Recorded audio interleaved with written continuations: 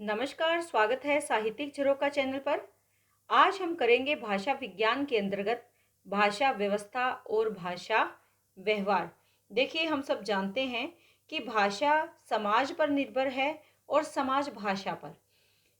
भाषा के माध्यम से ही व्यक्ति अपने भावों को अभिव्यक्त करता है या भावों का विचारों का आदान प्रदान करता है। इसकी प्रारंभिक अवस्था सांकेतिक थी, यानी प्रारंभ में विचारों के आदान प्रदान के लिए संकेतों का प्रयोग किया जाने लगा और धीरे धीरे क्या हुआ कि मानव श्रव्य भाषा का सहारा लेने लगा। लेकिन धीरे धीरे भाषा की व्यवस्था में परिवर्तन हुआ और इसका व्यवस्थित रूप सामने आया, जिससे कि व्यवहार में लाया गया और अपने भावों का आदान प्रदान किया गया। इसी बात को आधार बनाकर हम भाषा व्यवस्था और भाषा व्यवहार के बारे में विस्तार से जानेंगे। देखिए, भाषा व्यवस्था और भाषा व्यवहार की अगर बात करें तो ये भाषा के ही दो रूप हैं। यानी भाषा के हम दो रूप कौन से देख मान सकते हैं, एक तो भाषा व्यवस्था और दूसरा भाषा व्यवहार। सस्यूर ने इसे अभिव्यक्त करते हुए कहा है कि भाषा व्यवस्था यानी ये भाषा है और भाषा व्यवहार को इन्होंने वाक कहा। वाक यानी वाणी के द्वारा भावों की अभिव्यक्ति। डॉक्टर भोलानाथ तिवारी क्या मानते हैं कि इन्होंने भी भाषा के दो रूप माने हैं, भाषा व्यवस्था और भाषा व्यवहार। ये इस रूप को स्वीकार करते हैं और अधिकतर विद्वान जैसे डॉक्टर श्रीचंद जैन जी हैं, इन्होंने भी यही बात स्वीकार की है। इसके साथ साथ डॉक्टर देवी शंकर द्विवेदी हैं, इनकी भी विचार कुछ इसी प्रकार के हैं। यानी इन्होंने भाषा व्यवस्था और भाषा व्यवहार दोनों को ही भाषा के विकास में महत्वपूर्ण माना है।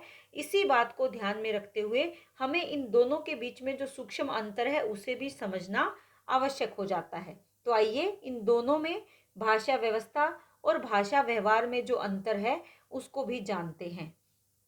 देखिए, भाषा व्यवस्था और भाषा व्यवहार में मुख्यतः जो अंतर है, भाषा व्यवस्था सार्वभौम, अमूर्त और सनातन है। यानी ये सार्वभौमिक है, संपूर्ण संसार में व्याप्त है। अमूर्त है, मूर्त रूप नहीं दिया गया इसे, अमूर्त है और ये सनातन है, युगों तक इसी प्रकार ये रहने वाली है। जबकि भाषा व्यवहार क्या है, ये स्थूल है और यथार्थ है। अर्थात इसमें भाषा व्यवहार में सूक्ष्मता नहीं है, स्थूलता है और ये यथार्थ है, सच्चाई है। भाषा व्यवस्था की अगर बात करें तो भाषा व्यवस्था व्यक्ति सापेक्ष न होकर समाज सापेक्ष है, यानी सामाजिक है। भाषा की व्यवस्था किसी एक व्यक्ति के द्वारा नहीं की जाती, बल्कि समाज के द्वारा की जाने वाली व्यवस्था है।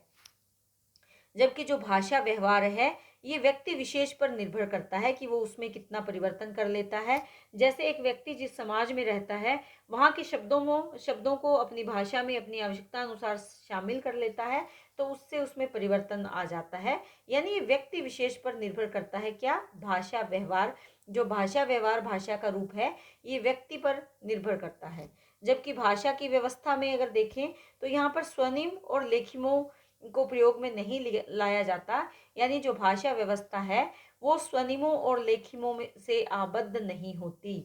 जबकि भाषा व्यवहार में इन दोनों का ही प्रयोग किया जाता है, स्वनिम का और लेखिमों का, दोनों को ही प्रयोग किया जाता है। भाषा वो उस भाषा के रूप के लिए जो भाषा व्यवहार में है।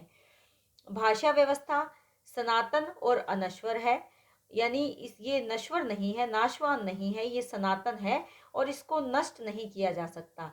जबकि जो भाषा व्यवहार है ये अस्थाई है और नश्वर भी है, अर्थात ये स्थायी रूप नहीं है। जबकि जो भाषा व्यवस्था है इसमें स्थायीपन है। भाषा व्यवहार जो भाषा का रूप है ये अस्थाई है और नश्वर है। जैसे हमने यहाँ पर किया था ये व्यक्तिगत है, यानी इसमें बदलाव संभव है, जबकि भाषा व्यवस्था में बदलाव संभव नहीं है। भाषा व्यवस्था की सत्ता मानसिक होती है, जबकि भाषा व्यवहार की सत्ता भौतिक होती है।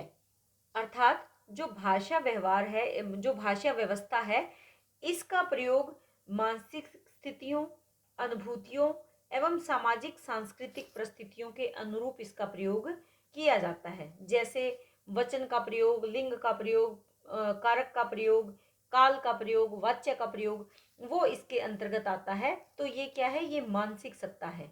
भाषा व्यवहार के अंतर्गत अगर बात करें इसकी सत्ता कैसी है, इसकी सत्ता भौतिक है।